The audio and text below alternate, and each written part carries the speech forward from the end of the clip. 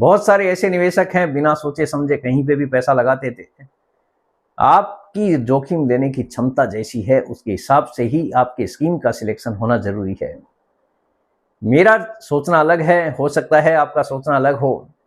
हर किसी की अपनी रिस्क लेने की कैपेसिटी है, उसके हिसाब से ही आपका निवेश होना चाहिए। यानी जो भी आप निवेश करते हैं पूरी तरह से आपको समझने की जरूरत है। बिना सोचे समझे अगर आप निवेश करेंगे तो बाजार की गिरावट में आपके लिए टिकना मुश्किल हो जाएगा।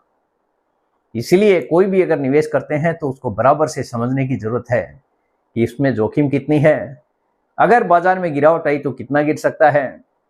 ये सारी चीजें पहले ही समझना है। अगर ये बाजार नहीं चला, भले ही आपकी स्कीम है, लेकिन कई बार ऐसा होता है आपने अगर स्मॉल कैप लिया है, मिड कैप लिया है, बाजार की तेजी के साथ कोई जरूरी नहीं है कि अगर बाजार तेज है तो आपके पास जो फंड है वो भी चलने वाला है। कई बार 2-3 साल तक नहीं चलता है। तो ऐसे समय में आपको पता होना चाहिए कि आपकी जो स्कीम है उसमें जोखिम कितनी है। कभी कोई सेक्टर चलता है, कभी कोई सेक्टर चलता है। कई बार बारी आती है स्मॉल कैप फंड बहुत तेजी से चलता है, तो कई बार 2-3 साल तक चलता भी नहीं है। तो आप निवेश करने से पहले ही समझ लें कि आखिर आप फंड लेने जा रहे हैं उसमें कोई जोखिम तो नहीं है। अगर नहीं चला तो क्या होगा।